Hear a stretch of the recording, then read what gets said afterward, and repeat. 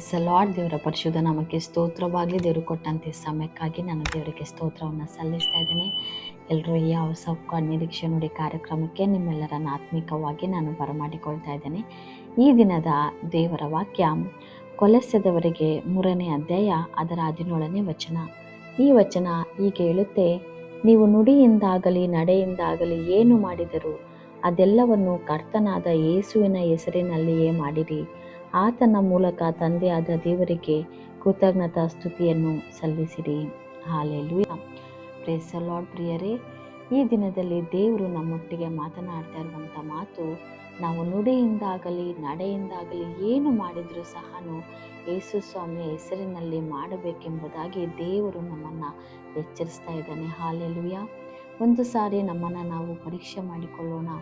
ಈ ಒಂದು ದಿನಮಾನಗಳಲ್ಲಿ, ಈ ಅಂತ್ಯದ ದಿನಮಾನಗಳಲ್ಲಿ ನಾವು ನಡೆಯುವಾಗ ನಾವು ಮಾಡುವಂಥ ಕಾರ್ಯಗಳು, ಕೆಲಸಗಳು, ಕ್ರಿಯೆಗಳು ಎಲ್ಲವನ್ನ ನಾವು ದೇವರು ನಮ್ಮನ್ನು ನೋಡ್ತಾ ಇದ್ದಾರೆ, ದೇವರು ನಮ್ಮನ್ನು ದೃಷ್ಟಿಸ್ತಾ ಇದ್ದಾರೆ. ನಾವು ಮಾಡುವ ಪ್ರತಿ ಕಾರ್ಯಗಳು ಯೇಸು ಸ್ವಾಮಿಯ ಹೆಸರಿನ ಮೂಲಕ ನಾವು ಮಾಡ್ತಾ ಇದ್ದೀವಾ ಅನ್ನೋದನ್ನು ನಮ್ಮನ್ನು ನಾವು ಪರೀಕ್ಷೆ ಮಾಡಿಕೊಳ್ಬೇಕು. ಈ ರೀತಿಯಾಗಿ ನಾವು ಪರೀಕ್ಷೆ ಮಾಡಿಕೊಳ್ಳುವಾಗ ನಾವು ಎಂದಿಗೂ ತಪ್ಪುವುದಿಲ್ಲ. ಆತನ ಆಜ್ಞೆಗಳಿಗೆ ಎಂದಿಗೂ ನಾವು ತಪ್ಪುವುದಿಲ್ಲ ಪ್ರಿಯರೇ. ಯಾಕೆಂದರೆ ನಮ್ಮಲ್ಲಿ ಒಂದು ಭಯ ಇರುತ್ತೆ.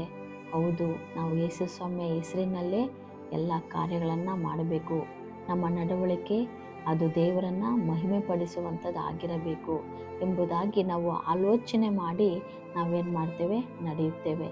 ಮಾತನಾಡಬೇಕಾದರೂ ಸಹ ನಾವು ಮಾತನಾಡುವ ಮಾತುಗಳು ದೇವರನ್ನು ಘನಪಡಿಸುತ್ತದಾ ಇಲ್ಲವಾ ಎಂಬುದಾಗಿ ಆಲೋಚನೆ ಮಾಡಿ ನಾವೇನು ಮಾಡ್ತೇವೆ, ಮಾತನಾಡುತ್ತೇವೆ.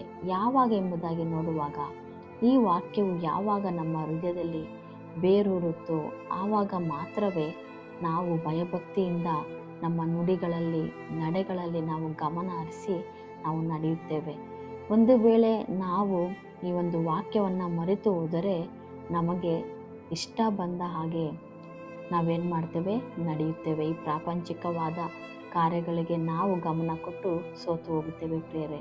ಆದರೆ ಈ ವಾಕ್ಯವನ್ನು ನಮ್ಮ ಹೃದಯದಲ್ಲಿ ಇಟ್ಟುಕೊಂಡು ನಡೆಯೋದಾದರೆ ನಾವು ಮಾಡುವ ಪ್ರತಿಯೊಂದು ಕಾರ್ಯಗಳಲ್ಲಿ ನಾವು ತುಂಬ ಕೇರ್ಫುಲ್ಲಾಗಿ, ಹೌದು, ನಾನು ಏನು ಮಾಡಿದ್ರೂ ಸಹ ಅದು ದೇವರನ್ನು ಮಹಿಮೆ ಪಡಿಸುವಂಥದ್ದಾಗಿರಬೇಕು. ಯಾಕಂದರೆ ಯೇಸು ಸ್ವಾಮಿ ನನ್ನನ್ನು ಪ್ರತಿ ಕ್ಷಣ ನೋಡುತ್ತಾರೆ ಎಂಬುವಂಥ ಭಯದಿಂದ ನಾವು ನಡೆದುಕೊಳ್ತೇವೆ. ಹಾಲೆಲೂಯಾ. ಒಂದು ವೇಳೆ ಈ ಅರಿವು ನಮಗೆ ಇಲ್ಲದೇ ಇರುವಾಗ ಈ ಒಂದು ದಿನವೇ, ಈ ಒಂದು ಕ್ಷಣವೇ ದೇವರನ್ನು ನಾವು ಪ್ರಾರ್ಥನೆ ಮಾಡೋಣ. ಹೌದು ಸ್ವಾಮಿ, ಇಷ್ಟು ದಿನಗಳ ಕಾಲ ನಮ್ಮ ನುಡಿಗಳು ನಮ್ಮ ಇಷ್ಟಾನುಸಾರ ನಮ್ಮ ಮನಸ್ಸಿಗೆ ಬಂದ ಹಾಗೆ ನಾವು ಮಾತನಾಡಿದ್ದೇವೆ. ನಮ್ಮನ್ನು ಕ್ಷಮಿಸಿ. ಇನ್ನು ಮೇಲೆ ಆದರೂ ಸಹ ನಾವು ಮಾತನಾಡುವ ಪ್ರತಿ ಮಾತುಗಳು ದೇವರೇ ನಿನ್ನ ನಾಮದ ಮಹಿಮೆಗಾಗಿ ನಾವು ಮಾತನಾಡುವ ಹಾಗೆಯೂ, ನಿನ್ನ ಹೆಸರಿನ ಮೇಲೆ ನಾವು ಮಾತನಾಡುವ ಹಾಗೆಯೂ ಬೇಕಾದ ಕೃಪೆ ನಿನ್ನ ಅನುಗ್ರಹ ಮಾಡು. ನಮ್ಮ ನಡೆಗಳು ಸಹ ನಿನ್ನ ಇಷ್ಟಾನುಸಾರ ನಾವು ಜೀವಿಸುವ ಹಾಗೆ, ನಮ್ಮ ನಡತೆಗಳು ಇರುವ ಹಾಗೆ ನೀವು ಸಹಾಯ ಮಾಡಿರಿ. ನೀವು ಯಾವಾಗಲೂ ನೋಡುವ ದೇವರು, ನೀವು ನಮ್ಮನ್ನು ಪರೀಕ್ಷೆ ಮಾಡುವ ದೇವರು, ಪರಿಶೋಧಿಸುವ ದೇವರು, ನುಡಿಗಳನ್ನು, ನಡತೆಗಳನ್ನು ಗಮನಿಸುವ ದೇವರು ಎಂಬುದನ್ನು ಅರಿತುಕೊಂಡು ನಾವು ಜೀವಿಸುವಂಥ ಕೃಪೆ ಅನುಗ್ರಹ ಮಾಡಿ ಎಂಬುದಾಗಿ ನಾವು ಆತನ ಬಳಿ ಕೇಳೋಣ. ಹಾಲೆಲೂಯಾ. ಪ್ರಾರ್ಥನೆ ಮಾಡಿ ನಾವು ಮುಕ್ತಾಯ ಮಾಡಿಕೊಳ್ಳೋಣ. ಸ್ತೋತ್ರ ದೇವರೇ, ಅಪ್ಪ, ಈ ಒಂದು ಸಮಯದಲ್ಲಿ ನೀವು ಕೊಟ್ಟ ವಾಕ್ಯಗಳಿಗಾಗಿ ಸ್ತೋತ್ರ. ಹೌದು ಸ್ವಾಮಿ ದೇವರೇ, ನಾವು ನುಡಿಯಿಂದಾಗಲಿ ನಡೆಯಿಂದಾಗಲಿ ಏನು ಮಾಡಿದರೂ ಸಹ ಯೇಸು ಸ್ವಾಮಿಯ ಹೆಸರಿನಲ್ಲಿ ಮಾಡಬೇಕೆಂಬುದಾಗಿ ಈ ದಿನ ದೇವರೇ ನೀವು ನಮ್ಮನ್ನು ಎಚ್ಚರಿಸಿದ್ದೀರಪ್ಪ. ಅದಕ್ಕಾಗಿ ಸ್ತೋತ್ರ.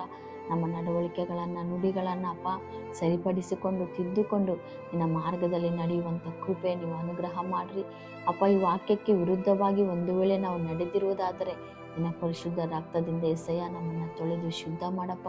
ಇನ್ನು ಮೇಲೆ ಸ್ವಾಮಿ ನಿನ್ನ ವಾಕ್ಯಕ್ಕೆ ವಿಧೇಯರಾಗಿ ನಡೆಯುವಂಥ ಕೃಪೆ ನಿನ್ನ ಅನುಗ್ರಹ ಮಾಡು ದೇವ. ನೀವು ಹಾಗೆ ಮಾಡಿರುವುದಕ್ಕಾಗಿ ಸ್ತೋತ್ರ. ನಜರೇತಿನ ಎಸೆಯ ನಿನ್ನ ಅಧಿಕಾರವುಳ್ಳ ನಾಮದಲ್ಲಿ ಪ್ರಾರ್ಥಿಸಿ ಬೇಡಿ ಹೊಂದಿದ್ದೇವೆ ತಂದೆ, ಆಮೇನ್. Praise the lord. ಪ್ರಿಯರೇ, ಈ ಒಂದು ವಾಕ್ಯ ಸಂದೇಶವು ನಿಮಗೆ ಆಶೀರ್ವಾದವಾಗಿದ್ದರೆ ಇದನ್ನು ಲೈಕ್ ಮಾಡಿರಿ, ಸಬ್ಸ್ಕ್ರೈಬ್ ಮಾಡಿರಿ ಆ್ಯಂಡ್ ಶೇರ್ ಮಾಡಿರಿ. Thank you and praise the lord.